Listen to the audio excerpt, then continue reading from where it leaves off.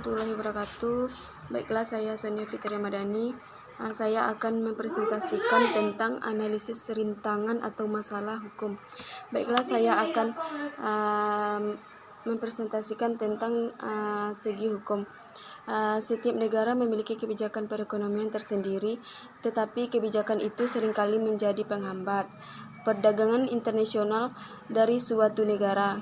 Kebijakan seperti pembatasan jumlah imports, biaya ekspor imports terbilang sangat besar, dan proses birokrasi memakan banyak waktu. Kebijakan seperti itu membuat pelaku usaha berpikir panjang untuk melakukan perdagangan dengan negara tersebut. Meskipun setiap kebijakan memiliki kelebihan dan kekurangan, bila hasil dari kebijakan tersebut menjadi penghambat perdagangan internasional, investor akan mencari negara lain yang lebih besar karena ada kebijakan hukum negara terhadap pembatasan biaya impor dan ekspor. Selanjutnya saya akan membacakan teknologi. Teknologi adalah salah satu sebab alasan munculnya fenomena globalisasi. Komputer yang telah mempermudah beban telekomunikasi kini lebih murah dan lebih canggih daripada sebelumnya. Teknologi telah membantu perusahaan-perusahaan skala kecil dan menengah untuk memanfaatkan pasar baru yang disajikan globalisasi. Setelah itu saya akan mempresentasikan tentang politik. Dalam segi politik, misalnya di suatu negara tujuan ada menerapkan politik anti-dumping. Politik anti-dumping itu misalnya antara negara Cina dan Indonesia.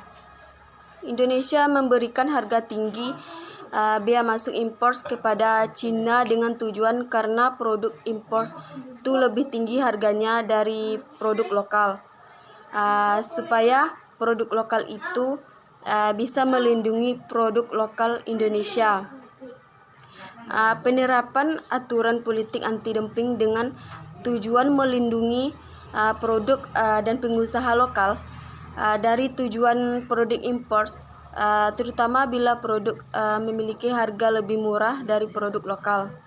Jadi, negara memberikan harga tinggi untuk biaya produk impor seperti yang dilakukan oleh Indonesia terhadap produk Cina dari global market atau pasar bebas.